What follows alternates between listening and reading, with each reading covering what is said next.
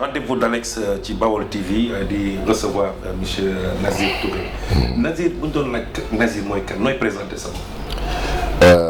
Nazir xanaa ma d'abord ma commencer par remercier la si invitation bi. parce que rendez-vous yi dama koy suivre même depuis l'étranger. donc je sais que c'est une émission très suivie par les Diourbellois. yoo xam ne maa ngi leen di nuyu aussi à travers yow. donc man boo bëggee dégg Nazir Touré c'est un nom bu ñu dugal sama mais man ab xanaa Routéo. loolu laay moom mooy suma tur bi may signé. quand je donne mes points de vue et mes observations dans la société et dans l'actualité nationale. donc nag je tiens un blog qui s'appelle analysedafrique.blogspot.com dans lequel chaque fois que mu am ay actualité donc si lay bind sama xalaat tas ko ñenn ñi lire ko à travers les réseaux sociaux ak aussi à travers des sites comme Bawol Times qui reprennent quelquefois les textes que je publie. Voilà ñu gis ne yaa ngi Sénégal plus précisément ici à Diourbel. bu ñu la doon laaj situation analyse politique. ak économique dans la région de Diourbel. précisément nag particulièrement fii ci commune bi. particulièrement ci commune de Diourbel. oui ouais, qui m'intéresse d'un très haut niveau. en réalité commune de Diourbel man li ma ci njëkk a remarqué mooy. il y a un boom démographique. c'est-à-dire que Diourbel dafa nekk benn commune boo xam ne. population bi dafa màgg. commune bi ci boppam màgg. ba tax na en fait boo xoolee il faut qu'il y ait des politiques publiques. yoo xam ne ñoom ñooy accompagner màgg boobu dëkk bi di màgg. xam nga li mu wax. bi boo xoolee il y a une activité économique qui essaie de se construire mais boo xamante ne nii ça tarde à être accompagné par les autorités centrales de l'État d'abord et par les autorités municipales de la commune te loolu noonu nag gis naa ne que mooy li nga xam ne moom la ñu war a def pour insuffler quand même un vent de développement économique à Diourbel parce que les potentialités la région la ville la commune de Diourbel en regorge mais la mobilisation des ressources ak aussi traduire les projets de développement en concret ba population bi di si gis seen bopp loolu moo xaw a manqué. donc je dirais que y a un problème de leadership de gouvernance boo xam ne gis naa ko. après maintenant il faut juste accompagner ces potentialités économiques pour en faire une réalité et que Diourbel nekk benn dëkk boo xam ne comme nu mu nekkee au centre du Sénégal mu nekk dëkk boo xamante ne ni économiquement tamit noonu lay nekkee au centre du Sénégal parce que suñu xoolee même dans la petite histoire buñ koy interroger à l'époque coloniale c'est pas pour rien d'abord ñu indi fi Serigne Touba parce que Diourbel était un grand centre urbain boo xam ne l'économie bougeait la culture bougeait mu amoon vraiment une stature boo xamante ne ni ville yu bëri amuñu ko woon fii donc ça veut dire que potentialité yi mu ngi fi noonu mu nekkee woon ci jamonoy tubaab yi normalement bu ñu ko liggéeyee dañu am lu raw ci suñu jamono ñun te am naa si yaakaar. justement wax nga problème ressource muy loom importance. Diourbel ban ressource la am. Diourbel am na ressource au niveau agricole boo gisee c'est une région agricole bañ nañ ko ba dañ ko doon wax le bassin arachidier donc il faut insuffler des entreprises des unités industrielles de transformation loolu potentialité la parce que suuf si mi ngi génne léegi nag nan lañ koy jëriñoo ak nan la ñuy fexee ba créer des valeurs ajoutées parce que il faut qu'il y ait une chaîne de valeur ajoutée et ça je pense que c'est le rôle des autorités des dirigeants de la ville de s'y pencher pour vraiment trouver la meilleure combinaison mais au niveau agricole au niveau sportif au niveau culturel Diourbel regorge de talents yi nga xamante ne ni il faut juste les encadrer et puis permettre leen ñu éclore pour que loolu noonu yëpp nag après moom mooy les potentialités économiques yoo xam ne ñu ngi fi d'ailleurs boo xoolee SIB c'est pas pour rien ñu teg ko fi parce que bassin arachidier la dañoo am gerte di jënd di def ay affaire maintenant nag comme on est en train de diversifier nos produits agricoles il faut maintenant accompagner par des unités industrielles de transformation loolu mooy créer une chaîne de valeur ajoutée ba nga mën a nekk Ourossogui wala Dakar wala Ziguinchor di utiliser des produits manufacturés faits à Diourbel. nga waxu développement waxu économie. alors que dara sans la jeunesse. dara mënul vraiment réaliser wu. parce que la jeunesse c'est l'avenir du peuple. effectivement alors yow ban jàngat. wala ban appel ngay lancer. pour ni ñu war a téye jeunesse bi au niveau sensibilisation, au niveau culturel, social, économique, ba ñu gis seen bopp ci relancement économique bu Diourbel. En réalité ça rejoint le point bu ñu njëkkoon wax sànq parce que soo déggee boom démographique Diourbel nit yi dañu yokk mais ñun ñëpp xam nañ ne Sénégal 65% de la population moins de 25 ans la am donc loolu mooy c'est une force en même temps ça peut être une faiblesse ci kaw nga bañ leen accompagner ci kaw nga bañ leen mobiliser ci kaw nga bañ leen former ci kaw nga bañ leen éduquer loolu noonu nag c'est pour moi c'est le cheval de bataille en tout cas du prochain maire de la ville que ce soit le maire sortant ou le nouveau maire qui sera élu lu mu war a njëkk a def mooy créer des programmes yoo xam ne day mën a mobiliser cette ressource de la jeunesse mën leen former éduquer leen ba nga xam ne dinañu mën a rayonner dans divers secteurs comme yu nga doon wax man je rajouterai même l'informatique parce que personnellement j'ai un projet de médiathèque boo xam ne bëgg naa ko teg ici à Diourbel c'est une des villes cibles te médiathèque bi rôle am mooy nekk ne mobiliser cette jeunesse là former leen en informatique permettre leen ñu am un cadre de savoir et de loisir parce que dinañ fa fekk ay ordinateurs yoo xam ne ce sera connecté à internet dinañ fa fekk bibliothèque yu am ay téere yoo xam ne dina yokk seen connaissance et comme li Cheikh Anta Diop doon wax à connaissance égale la vérité triomphe parce que nit ki yaa ngi koy noter wala yaa ngi koy mënee wala yaa ngi koy naxee ci rek yaa ko ëpp information yaa ko ëpp connaissance donc une fois qu'on aura réussi ce pari de la formation des jeunes nga xam ne xale bi du am 17 ans 18 ans dem di jëli Jakarta parce que day gis lu ko gën a intéressé donc nu ñu ko mënee def au niveau de la médiathèque dans le cadre du savoir de la connaissance de la formation en langage informatique codage et autres noonu la ñu ko mën a defee aussi dans le milieu culturel en ayant des plateformes culturelles yoo xam ne dañuy regrouper nos talents en théâtre comme en chanson musique comme en danse ak yu bëri yoo xamante ne nii y avait déjà un festival sérère qui se faisait ici à Diourbel presque annuellement ou en tout cas biannuellement boobu ba léegi ça fait quand même beaucoup de temps amatul et il faut réveiller ces initiatives là ba nga xam ne la jeunesse se sentira mobilisée et à cet instant là ils auront des organes de formation parce que mën nañ ko def aussi ci sport bi d'ailleurs j'en discutais avec Mor le patron de Baol Times di ko wax ne ko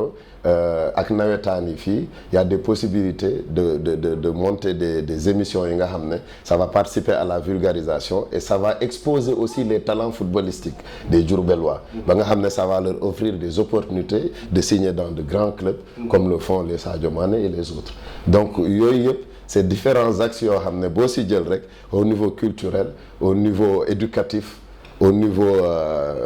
sportif yooyu yëpp bu ñu tegee des centres comme les médiathèques bii c'est dédié à la connaissance informatique à la recherche et au savoir bii c'est dédié à la plateforme culturelle bii c'est dédié à une plateforme sportive boo xam ne dans les différentes disciplines sportives ñu leen di encadrer di leen former mu nekk seen milieu boo xam ne suñu yeewoo du ñu ne amuñu fu ñu dem ci dëkk bi dinañ xam ne que moi je suis intéressé par le sport à tel endroit dinaa fa fekk ku may waxtaanal mu ne ma athlétisme nii lañ koy defee soo ci bëggee réussir c'est comme ça il faut faire un programme d'entraînement de comme ça ñeneen ñi bëgg informatique dem ci médiathèque yi ñi bëgg culture dem ci plateforme culturelle yi ñu encadrer leen mobiliser leen c'est comme ça pour moi qu'on peut tirer parti de la jeunesse parce que suñu deful loolu day nekk ay jeunes yoo xam ne oisiveté bi daf leen di gagner et on a vu ce que ça a créé au mois de mars dernier quand les jeunes ils n'ont pas quoi faire ils vont attaquer donc loolu moom c'est une réalité sociétale. yaa ngi bàyyi xel ci Baol TV rendez-vous d'Alex di dalal monsieur Touré ñu dugg ci beneen partie mu jëm ci wàllu élection yi xam te ni moo nekk actualité bi oui. voilà yow benn jàngat nga am ci candidat yi ku nekk mi ngi prononcé wu Benno Bokk Yaakaar ñi ngi taxaw ñi xëccu fii ñi xëccu fële le maire sortant taxaw na fii mobilisé ne day doon boppam tout récemment Macky Sall génn nañ bàyyi alliés yi fi poste ñu nekkoon ñu bàyyi la fa maanaam ku nekkoon maire ñu bàyyiwaat la nekk maire waaw c'est une question intéressante parce que c'est une question d'actualité boo xoolee le jeu politique à Diourbel moi comment je l'analyse c'est-à-dire qu'il y a 3 factions qui sont en jeu mooy le camp présidentiel qui est dirigé su ma juumul par le ministre Dame Diop avec son équipe politique à Diourbel. Alors il y a le maire sortant qui est monsieur Malick Fall moom tamit qui a mobilisé récemment wane na dooleem. Après il y a le camp de l'opposition. Donc moi je dirais que ne ku si nekk am na ay chance am pour mën a remporter la bataille électorale à Diourbel dans la commune de Diourbel. Sauf que de ce que je vois le maire il est très aimé par les habitants de Diourbel parce que il a une proximité daf leen jege quelqu'un koo xam ne day dem ci xew yi di dem ci dëj yi ci ngénte yi di dem ci marché yi ci gare routière yi di waxtaan ak Diourbel waaye donc c'est quelqu'un qui est très proche de sa population et qui est très aimé aussi donc xam naa ne que pour ñu mën ko fi jëlee moom dina laaj des stratégies politiques de haute facture. Voilà loolu daal xam naa ko xam naa ne que Dame Diop aussi il a été investi lui aussi récemment par une section là-bas à Mboudaye une mobilisation bien réussie aussi il a toutes les chances en main. Mais il va falloir que lui aussi il cravache très dur pour trouver cette proximité que le maire sortant il a avec la commune. Donc parce que tamit quand on parle d'élections locales c'est parce que c'est entre les administrés locaux et leur gouvernance. Et loolu nag nekkul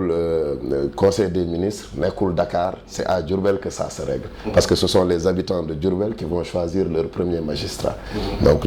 partant de là je dirais que après aussi bon il y a beaucoup d'acteurs politiques à Diourbel c'est une ville qui aime la politique mais les figures qui sortent du lot daal mooy ñi mu la wax nii. Après maintenant bon moi en tant qu'analyste indépendant je trouve que l'opposition est très timide. Elle tarde à mobiliser, à afficher ses ambitions. Peut-être que c'est des stratégies, j'en sais rien, mais ñu ngi xaar pour xool li ñoo gis daal pour l'instant mooy ça risque de se jouer entre le maire sortant et le ministre d'État. Des chances entre ses mains. Voilà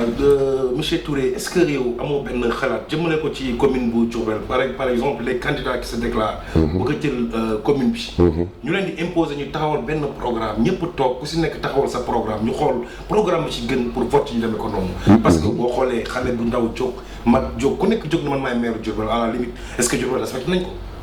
Diourbel respecté nañu ko sauf que politique noonu la ku nekk am nga droit afficher say ambitions. Mais population Diourbel ñoom ñoo war a exigeante c'est-à-dire que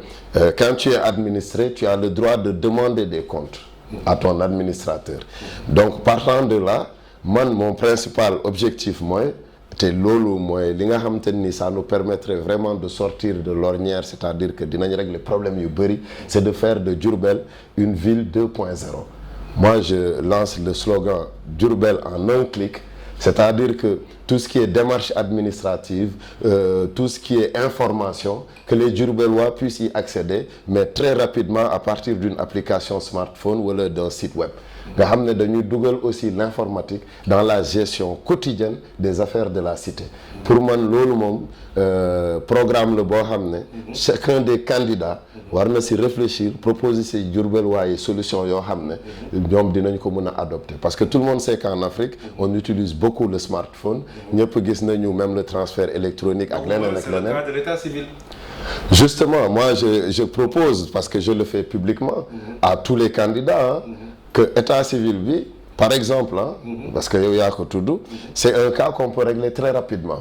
parce que le problème quand on parle d'informatisation les gens parlent de prérogatives de l'État mais loolu nekkul problème parce que yow mi administrer kenn du la jàngal say procédures pour administrer sa dëkk donc le rôle de la perception municipale du trésor public et autres ça c'est de recouvrer l'argent public kooku du sama rôle mais bu nekkee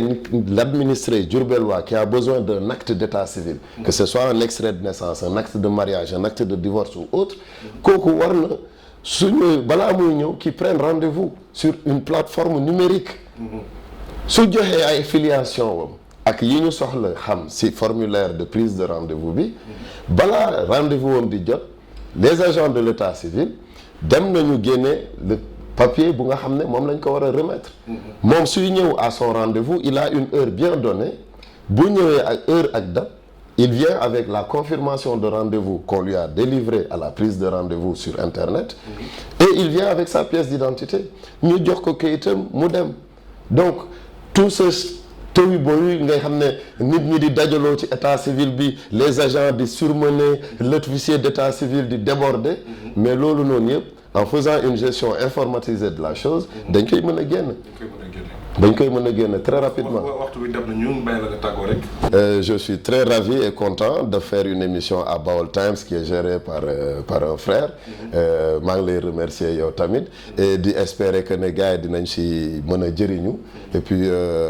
guddul mais xalaat yi ñu fi génnee ñu jéem ko creuser après chacun de son côté pour que ñu mën a ànd ñun ñëpp def de Diourbel une ville rayonnante boo xam ne bu ñuy wax Sénégal bu ñu mënee lim ay dëkk kenn du ko ci tëb. jërëjëf mu doon rendez-vous d'Alex fii si Baol TV doon dalal monsieur Nazir Touré jógee ba Tugal ñëw seet si woon réewum Sénégal di taalibe Sëñ Tuubaa nekk fii si Njaaréem. Nazir Baol TV mi ngi lay gërëm. jërëjëf.